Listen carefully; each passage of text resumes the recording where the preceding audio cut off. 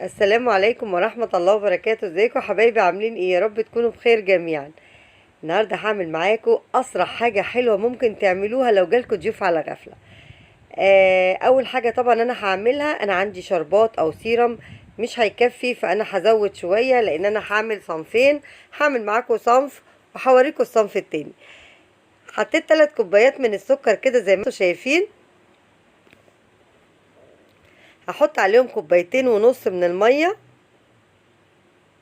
3 كوبايات سكر، 2.5 كوبايات من المية. بس كده. هحط بقى معلقة واحدة من شربات الجلوكوز. بس كده يا حبايبي، هي معلقة واحدة اللي هحطها. هرفع الشربات بتاعي بقى كده على النار يغلي دقيقتين، وبعدين احط نص ليمونة.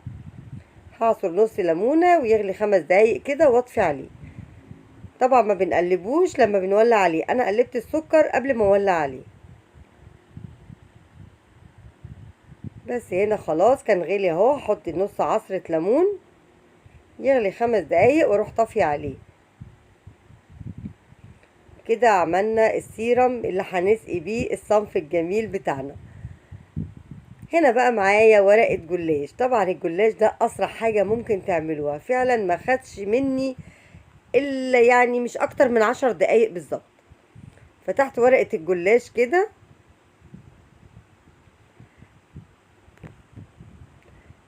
وهروح ماسكة اللفة زي ما هي كده، مقطعاها دواير زي ما هي ملفوفة، مش هفكها. بصوا، هي الدايرة اللي انا قطعتها كده في القالب بتاع الكب كيك، وهروح حاطاه زي ما انتوا شايفين كده. هقطع بقى الجلاش كله اللي معايا. هي ورقة من الجلاش عملت لي طبق حلو قوي، وكان صنف جميل فعلا. اقطعه واحدة واحدة كده، وبروح حطاه في قلب القالب بتاع الكب كيك.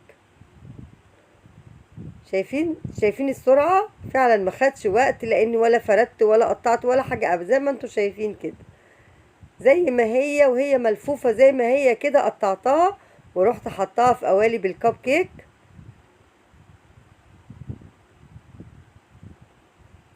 بنفس اللفة اللي هي ملفوفاها.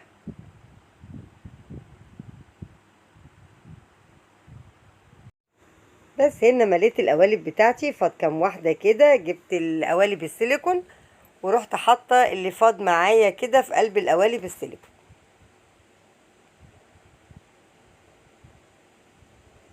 بس كده اهو. بصوا الكمية اللي طلعت، طبق حلو قوي بلفة الجلاش. خلص الكمية كلها كده اللي معايا. بس هنا خلصت الكمية. معايا معلقتين من الزبدة بقى كده، هسيحهم. مش هسخنهم، انا هفككهم بس كده على النار. هحط بقى بالمعلقة كده معلقة زبدة كده على كل واحدة. هسقيها كده بالزبدة.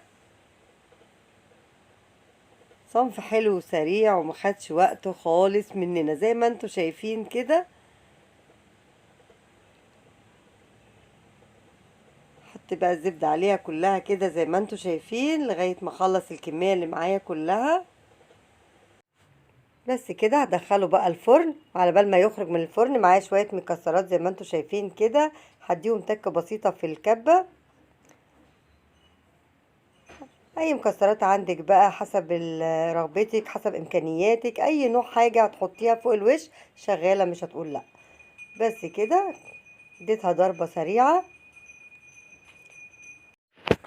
بس هنا جهزت المكسرات اللي انا هحطها اهي. اشوف بقى الصواني زمانها كده اتعملت خلاص.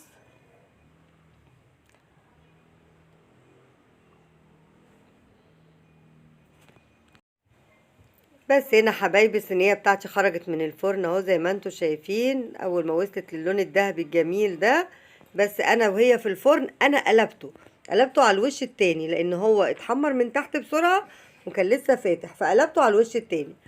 زي ما انتوا شايفين اهو شكل الجلاش بتاعنا. وده الشربات بقى اللي احنا عملناه. همسك برضو بالكبشة كده وابتدي بقى ايه احط الشربات عليه او السيرم واحدة واحدة برضو كده، بسقيها بالشربات. لغاية ما اخلص الكمية اللي معايا كلها، واتأكد ان كلها كده شربت من الشربات اللي احنا عملناه.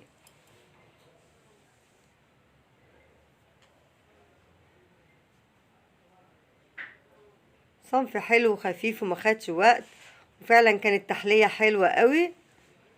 سقيته كله بشربات كده زي ما شفتوا. بس كده حبايبي، خلاص سقيته بقى. هبتدي احط عليه المكسرات بتاعتنا. هجيب بقى سيرفيس كده اللي انا هقدم فيه،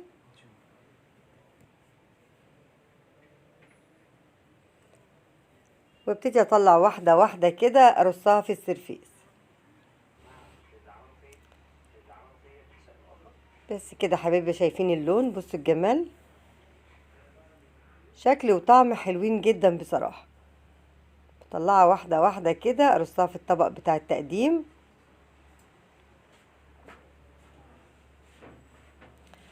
رصيت الكمية كلها زي ما انتوا شايفين بقى كده، وبالمعلقة تحطي بقى مكسرات زي ما انت عايزة. بصراحة الله على الجمال، بصوا المنظر. كلي بقى احلى جلاش بالمكسرات. ده الطبق اللي عملته معاكم النهاردة. في صنف تاني بقى عملته، بس بصراحة انا ما صورتوش، قلت اوريكم الجمال ده لان انا ما صورتوش في القناة قبل كده، لكن عملت البسبوسة معاكم كتير قبل كده. شايفين الجمال؟ اسرع جلاش ممكن تعملوه، طعم وشكل بصراحة يعني حاجة كده شياكة. بصوا بقى، دي صينية البسبوسة اللي انا كنت عاملاها، وقلت بقى ايه، انا مصورة معاكم بسبوسة قبل كده كتير، فبصراحة مرضتش اطول الفيديو. جبت وانا بجرنشها كده او بزوقها كده، بحط عليها شوية مكسرات من فوق كده. بصراحة كانت بسبوسة جميلة جدا جدا جدا. شايفين الجمال؟ شكلها بيقول. ده سميد بسبوسة انا جايباه سايب.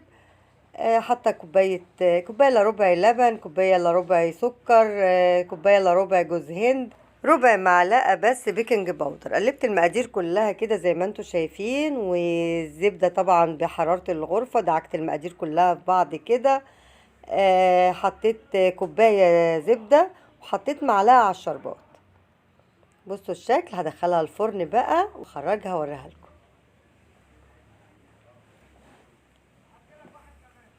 خرجنا هنا بقى البسبوسه بتاعتنا من الفرن. محضرين طبعا السيرم اللي هنسقي بيه. هبتدي اسقي بقى الشربات بتاعي كده. احلى صينيه بسبوسه ممكن تاكلوها. شايفين الجمال؟ يلا بسرعه اعملوا بقى اي حاجه حلوه كده سريعه ما بتاخدش وقت. فعلا الجلاش والبسبوسه اسرع حاجتين ممكن تعملوه، ما بياخدوش وقت منكم خالص في المطبخ. وده كده بقى كان نهاية الفيديو بتاعي. يا رب يكون عجبكم، يا رب ما كنش طولت عليكم. ولو عجبكم الفيديو ما تنسونيش باللايك الحلو والسبسكرايب والكومنت الحلو بتاعكم. وطبعا رأيكم يهمني، هستنى رأيكم في التعليقات. اشوفكم في فيديو جديد. باي باي.